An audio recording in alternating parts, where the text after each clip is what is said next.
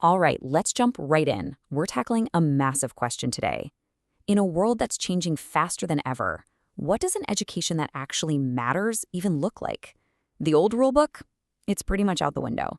So let's figure out what the new one says. This quote just nails it, doesn't it? The whole idea that you get a degree and you're set for life, well, that's officially history. The new currency isn't that piece of paper. It's your ability to stay relevant in a world where skills, honestly, have a shorter and shorter shelf life. So let's dig into this first big idea, the expiring degree. For, generations, a degree was the finish line. It was the destination. But that entire model has been quietly falling apart for years. And here's the thing, this wasn't some big, loud explosion that made headlines. It was a slow fade. But the reality is, it's already done. The old model of get your degree and you're good to go, it's obsolete. The game has totally, completely changed. Okay, so if the old way is broken, what's the new playbook? This brings us to the new educational blueprint.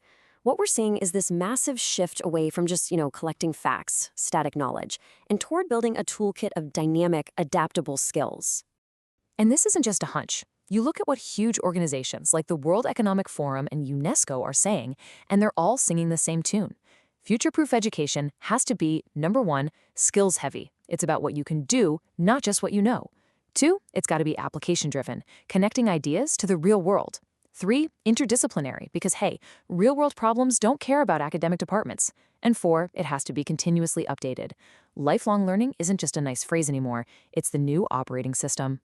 So if you take one thing away from this, let it be this. What you already know is becoming way less important than how fast you can learn something new.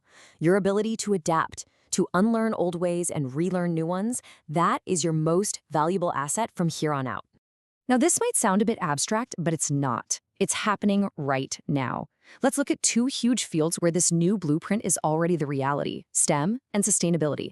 But I promise you, they look very, very different than they did even 5 years ago. This chart tells the whole story.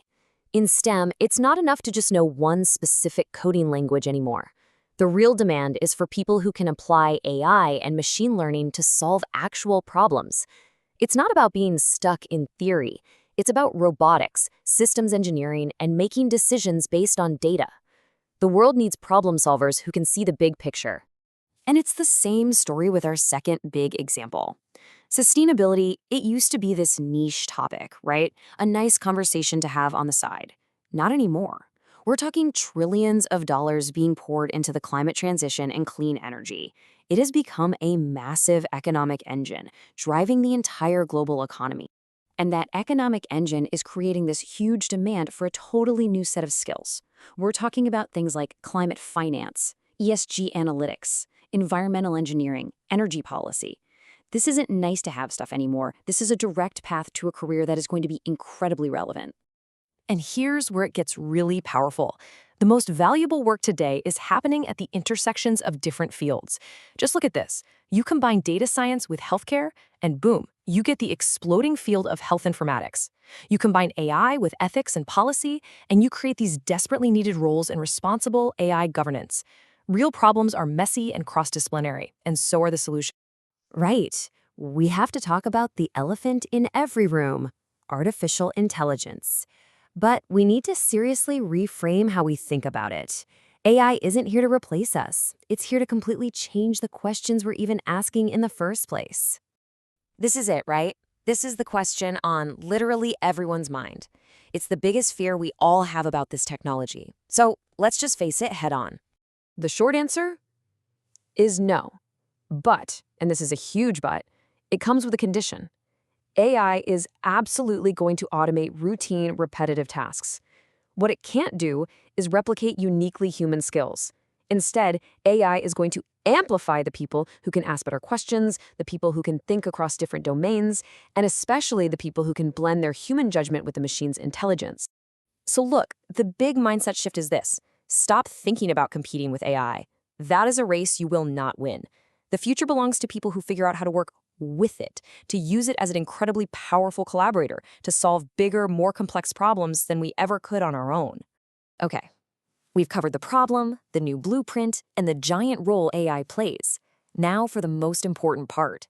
what do you actually do with all this? How do you choose a path forward in this new world? So when you're looking at any program, any degree, here's a simple little checklist. First, is it teaching you how to think and solve problems, or is it just teaching you what to memorize for the test? Second, is it actually connected to industry? Is it close to real-world research, or is it stuck in an academic bubble? And third, maybe the most important, does it give you the tools and the flexibility to pivot? Because the world is going to change, and you have to be ready to change with it. I really love this quote. It just sums it all up. A degree is a starting point. It's the key that opens that first door.